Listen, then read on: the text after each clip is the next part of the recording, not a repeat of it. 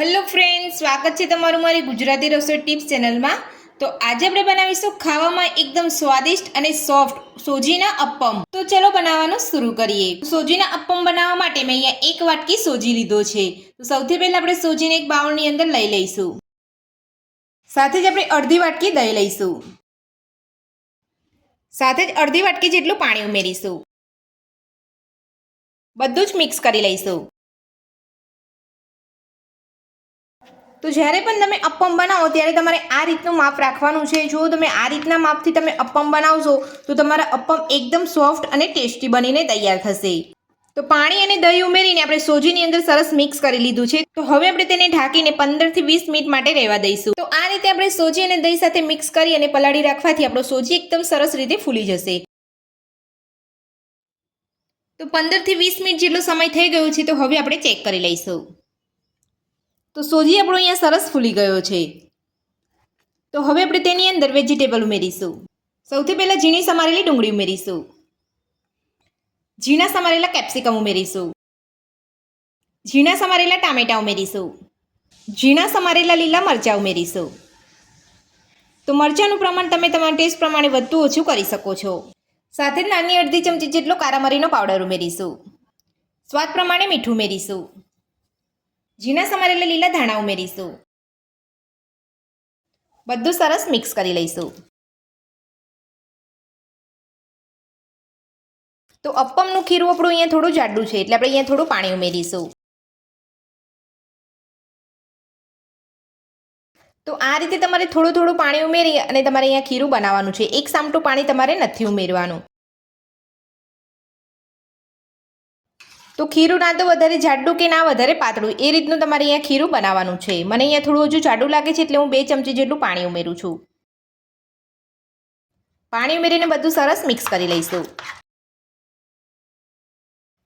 તો પાણી ઉમેરીને આપણે બધું સરસ અહીંયા મિક્સ કરી લીધું છે। તો હવે આપણે તેની અંદર 2 થી 3 ચપટી જેટલો ખાવાનો સોડા ઉમેરીશું, એટલે કે બેકિંગ સોડા ઉમેરીશું। બેકિંગ સોડા ઉમેરીને બધું સરસ મિક્સ કરી લઈશું। તો સોડા ઉમેરીને આપણે બધું સરસ અહીંયા મિક્સ કરી લીધું છે અને આપણું અપ્પમનું ખીરું બનીને તૈયાર છે। તો હવે આપણે ખીરાને સાઈડ પર રાખી લઈશું। તો હવે આપણે એક નાની વાટકીની અંદર નાની 1 ચમચી જેટલી રાઈ ઉમેરીશું। સાથે નાની અડધી ચમચી જેટલું જીરું ઉમેરીશું। બધું સરસ મિક્સ કરી લઈશું। તો બધું આપણે સરસ અહીંયા મિક્સ કરી લીધું છે। તો હવે આપણે અપ્પમ બનાવવાનું શરૂ કરીશું। અપ્પમ બનાવવા માટે આપણે અપ્પમ પેનની અંદર થોડું થોડું તેલ ઉમેરીશું। તો આ રીતનું થોડું થોડું તેલ ઉમેરી અને તમારે તેલ અહીંયા ગરમ થવા દેવાનું છે। તેલ આપણું ગરમ થાય એટલે આપણે જે રાઈ અને જીરું મિક્સ કરીને રાખ્યું હતું તે લઈ લઈશું। તો અપ્પમ પેનની અંદર આપણું તેલ અહીંયા ગરમ થઈ ગયું છે। તો હવે આપણે જે રાઈ અને જીરું મિક્સ કરીને રાખ્યું હતું તે થોડું થોડું ઉમેરીશું અને આ રીતે રાઈને ફૂટવા દઈશું। તો રાઈ આપણી અહીંયા સરસ ફૂટી ગઈ છે। તો હવે આપણે જે ખીરું બનાવીને રાખ્યું હતું તે લઈ લઈશું।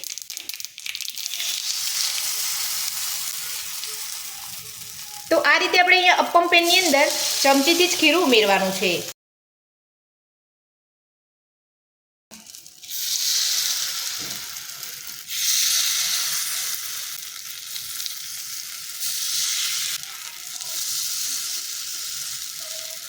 તો અપ્પમ પેનની અંદર આપણે અહીંયા ખીરું લઈ લીધું છે। તો હવે આપણે ગેસની મીડિયમ ફ્લેમ પર અપ્પમને થવા દઈશું।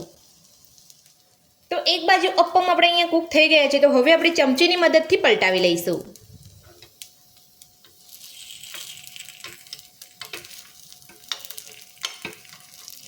તો આ રીતનો અપ્પમનો કલર આવે એટલે તમારે અપ્પમ પલટાવી લેવાના છે અને તમે જોઈ શકો છો અપ્પમનો એકદમ સરસ કલર અહીંયા આવી ગયો છે।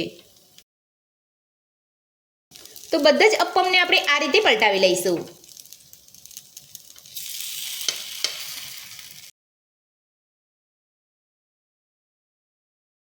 તો હવે આપણે એ જ રીતે બીજી બાજુ તેલ લગાવી લઈશું અને અપ્પમને કૂક થવા દઈશું। તો ગેસની ફ્લેમ તમારે અહીંયા મીડિયમ જ રાખવાની છે। તો હવે આપણે અપ્પમને બીજી બાજુ પલટાવીને ચેક કરી લઈશું। તો તમે જોઈ શકો છો બીજી બાજુ પણ એકદમ સરસ અહીંયા કલર આવી ગયો છે અને બંને બાજુ આપણા અપ્પમ સરસ કૂક થઈ ગયા છે। તો હવે આપણે અપ્પમને ચેક કરી અને કાઢી લઈશું અને આ જ રીતે બધા અપ્પમ બનાવી લઈશું। તો ખાવામાં એકદમ સોફ્ટ અને સ્વાદિષ્ટ આપણા સોજીના અપ્પમ બનીને તૈયાર છે। અને આપણે પ્લેટની અંદર દહીં સાથે સર્વ પણ કરી દીધા છે અને તમે જોઈ શકો છો આપણા અપમ એકદમ સરસ અહીંયા સોફ્ટ બન્યા છે. તો મારી એ રીતે ઘરે અપમ બનાવવાનું એકવાર જરૂરથી ટ્રાય કરજો. તો આ અપમ બનાવવાની રેસીપી તમને કેવી લાગી મને કોમેન્ટ બોક્સમાં કોમેન્ટ કરીને જરૂરથી જણાવજો. આજની રેસીપી પસંદ આવી તો વિડીયોને લાઇક કરજો, ચેનલને સબસ્ક્રાઇબ કરજો, તમારા મિત્રોને જરૂરથી શેર કરજો. Thank you.